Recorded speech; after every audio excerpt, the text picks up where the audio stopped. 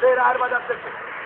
আর সেই রায়ের বাজার থেকে শুরু করে পবিত্র জাতীয় স্মৃতিসৌধ, আমাদের স্বাধীনতার প্রতীক, সেই সাভারেতে আমরা পড়ব। সেখান থেকে আমরা আবার এই ভাষা আন্দোলনের প্রতীক, বাঙালির সংস্কৃতির প্রতীক, বাঙালির মননের প্রতীক, সেই পবিত্র শহীদ মিনারে এসে আমরা আবার আমাদের কর্মসূচি, আজকের কর্মসূচি শেষ করব।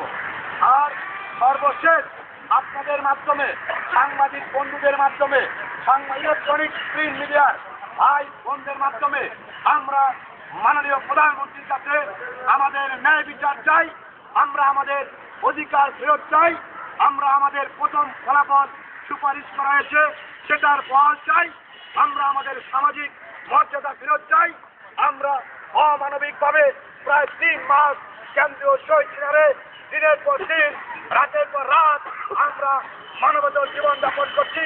তিনি বাংলার প্রধানমন্ত্রী, তিনি আমাদের মহাজোট নেত্রী জননেত্রী শেখ হাসিনার কাছে আমাদের সকলের মুক্তিযোদ্ধা, ছাত্র, বিসিএস উত্তীর্ণ ভাই বোন, আত্মীয় স্বজন, বন্ধু সকলের বিনীত অনুরোধ, মাননীয় প্রধানমন্ত্রীর কাছে তিনি অবিলম্বে আমাদের দাবি বাস্তবায়ন করবেন, আমাদের ক্যাডার ফিরিয়ে দিবেন।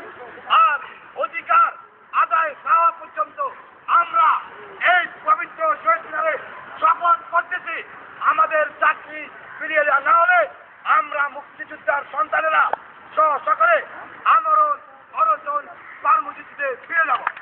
আর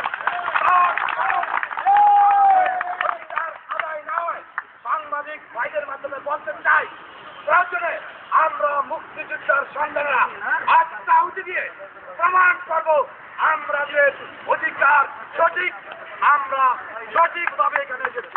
আমরা সাংবাদিক ভাইরা